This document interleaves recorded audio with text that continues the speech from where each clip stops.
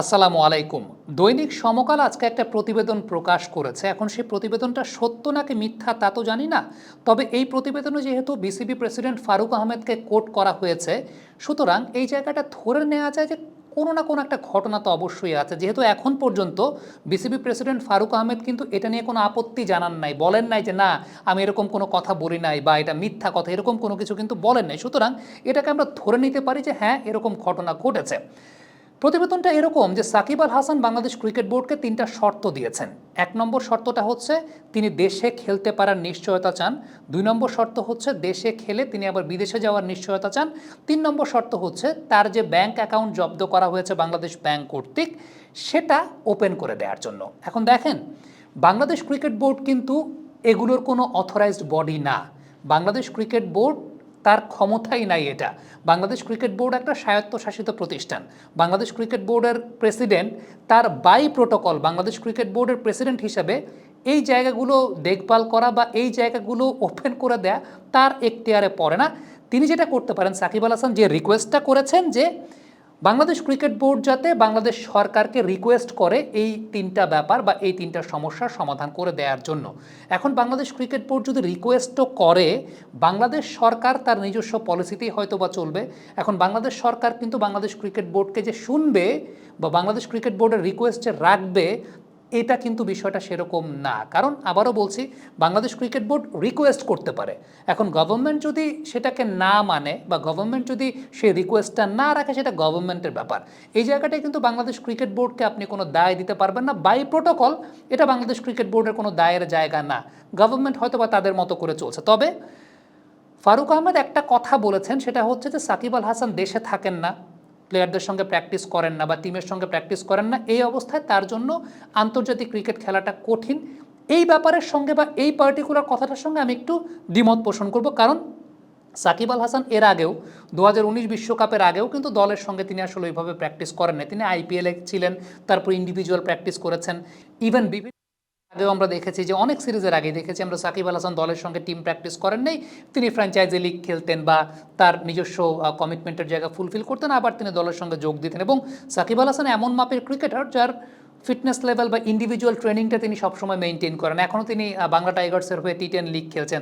কিংবা fitness level বলি কিংবা তার স্কিল লেভেলের জায়গা বলি, সব কিছু কিন্তু তিনি মেনটেন করেন। সো এটা নতুন কোনো কিছু না যে সাকিব আল হাসান টিম প্র্যাকটিস না করলে তিনি টিমের সঙ্গে খেলতে পারবেন না।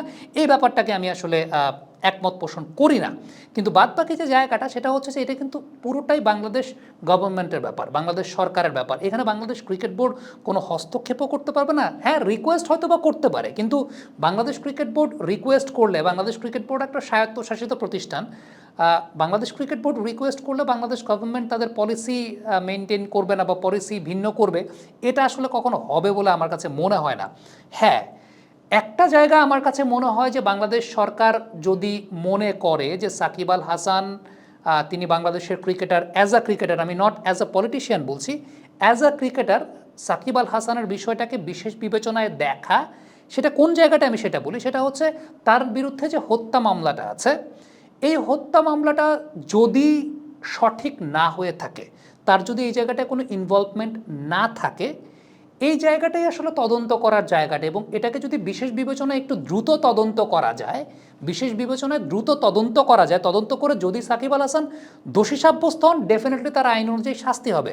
কিন্তু সাকিব আল হাসান যদি দোষী না হন, তাহলে সেই জায়গাটায় তাকে কোঅপারেট করাটা, আমার কাছে এটা ব্যক্তিগতভাবে মনে হয় যে এই কাজটা হয়তো বা বাংলাদেশ সরকার চাইলে করতে পারে। এখন আবারও বলছি, এটা পুরোপুরি বাংলাদেশ সরকারের ব্যাপার।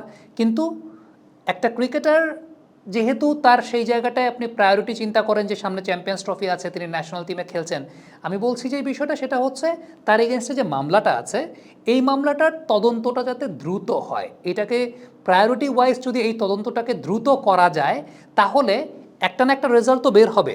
হয় বের হবে সাকিব আল হাসানের এখানে ইনভলভমেন্ট ছিল, যদি থাকে তাহলে ডেফিনেটলি তিনি সেই জায়গাটা সেই শাস্তিটা ভোগ করবেন। আর যদি তার ইনভলভমেন্ট না থাকে, তাহলে পরে যে বিষয়টা সেটা হচ্ছে ওকে, তাহলে লেটস কোঅপারেট হিম।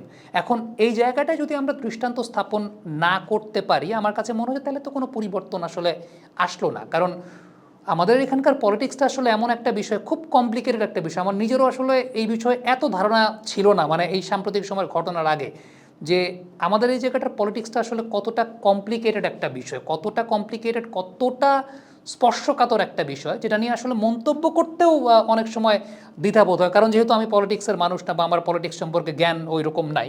বাট আমার কাছে একজন সাধারণ মানুষ হিসেবে যেটা মনে হয় যে ঠিক আছে, কারো যদি পলিটিক্যাল অ্যাফিলিয়েশন থাকে সেটা হয়তো বা থাকতে পারে, কিন্তু কোনো একটা পার্টিকুলার অপরাধের কথা যখন বলা হচ্ছে, ওই অপরাধের মাত্রাটা কতখানি এবং সেই মাত্রার সঙ্গে তার ইনভলভমেন্টটা আছে কিনা সেটাও ইভ্যালুয়েশন করাটা আসলে খুব জরুরি। সেটা যে কোনো মানুষের জন্য, যে কোনো পলিটিক্যাল পার্টির যে কোনো মানুষের জন্য ওই ইভ্যালুয়েশনটা আসলে খুব জরুরি। এখন যদি সেটা না হয়, এখন যদি ব্যাপারটা ডিলে হয় সাকিব আল হাসানের ক্ষেত্রে, তাইলে এই প্রবলেমটা এটা চলতেই থাকবে, এটা চলতেই থাকবে, এটা চলতেই থাকবে, এটা চলতেই থাকবে, এটা নিয়ে বিতর্ক চলতেই থাকবে, সব কিছু মিলে একটা লেজে গোবর অবস্থা।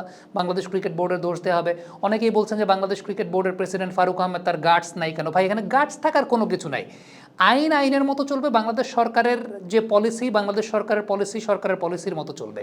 এই জায়গাটায় বাংলাদেশ ক্রিকেট বোর্ড একটা ক্রীড়া সংস্থা, যারা একটা স্বায়ত্তশাসিত প্রতিষ্ঠান, একটা ক্রীড়া প্রতিষ্ঠান, তারা কিন্তু ল অ্যান্ড অর্ডারের মধ্যে কোনো ইন্টারাপ্ট করতে পারবে না, সেটা তাদের ওই ক্ষমতার জায়গাটা নাই। হ্যাঁ, তারা রিকোয়েস্ট করতে পারে, কিন্তু রিকোয়েস্টের জায়গাটা যে বাংলাদেশ গভর্নমেন্ট মানবে, ব্যাপারটা সেরকমও না। এখন আমি আমার ব্যক্তিগত মতামতের জায়গাটা বললাম, আমার ব্যক্তিগতভাবে মনে হয় তার বিরুদ্ধে যে মামলাটা, যেটার কারণে আসলে এত প্রবলেম, যেহেতু হত্যা মামলা, সো এই জায়গাটার ইনভেস্টিগেশনটা খুব দ্রুত হওয়া উচিত। ইনভেস্টিগেশনটা এটা একটা প্রায়োরিটি দিয়ে, বিশেষ বিবেচনায় প্রায়োরিটি দিয়ে এটা দ্রুত হওয়া উচিত। দ্রুত হওয়া উচিত এই কারণে, এসপার না হয় ওসপার।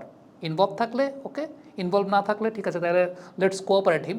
এটা যদি আমরা আসলে এই প্র্যাকটিসটা যদি আমরা করতে পারি, আমার কাছে মনে হয় যে ইটস গুড। এখন আমি যে এটা বলেছি, এটা আমার একটা নিজস্ব এদেশের নাগরিক হিসাবে আমার একটা নিজস্ব বক্তব্যের জায়গা, আমার একটা নিজস্ব মতামতের জায়গা। এখন এটা যে বাংলাদেশ সরকারের মানতে হবে, বিষয়টা সেরকম না। সরকারের হয়তো বা তাদের মতো কোনো ফিলোসফির জায়গা আছে, তাদের হয়তো বা তাদের মতো পলিসির জায়গা আছে, যে কারণেই তারা গভর্নমেন্ট, যে কারণেই তারা সরকার। এখন তারা হয়তো বা আমার চাইতে বেশি বোঝে দেখেই, বা তারা আমার চাইতে বেশি এই জায়গাটায় জ্ঞান সম্পন্ন দেখে তারা সেই জায়গাটা পলিসি মেকিংয়ে আছেন, আমি সেই জায়গাটা পলিসি মেকিংয়ে নাই। এটা কোনো সমস্যার কোনো কিছু না। আমি আমার জায়গা থেকে আমার কাছে মনে হয়েছে যে এটা মনে হয় এইভাবে সর্ট আউট করাটা খুব জরুরি। আর বাংলাদেশ ক্রিকেট বোর্ডকে যে ব্লেমটা দেওয়া হচ্ছে, আমার কাছে মনে হয় না বাংলাদেশ ক্রিকেট বোর্ডের এই জায়গায় কোনো কিছু করার আছে। এটা এটা কোনো একটা বিসিবি, মানে আমার কাছে মনে হয় BCB is a corporate organisation, এটা একটা স্বায়ত্তশাসিত প্রতিষ্ঠান, এটা একটা, আপনি ধরে নিতে পারেন যেটা বলছিলাম যে একটা কর্পোরেট প্রতিষ্ঠান বাংলাদেশ ক্রিকেট বোর্ড। সো এই জায়গাটায় তাদের বাংলাদেশ সরকারের কোনো কিছুতে ইন্টারফেয়ার করার কোনো জায়গা আসলে নাই। দে ক্যান রিকোয়েস্ট, বাট তারা সেই জায়গাটা ইন্টারাপ্ট করতে পারবে না। Thank you very much. Comment বক্সে আপনাদের মন্তব্য জানতে চাই।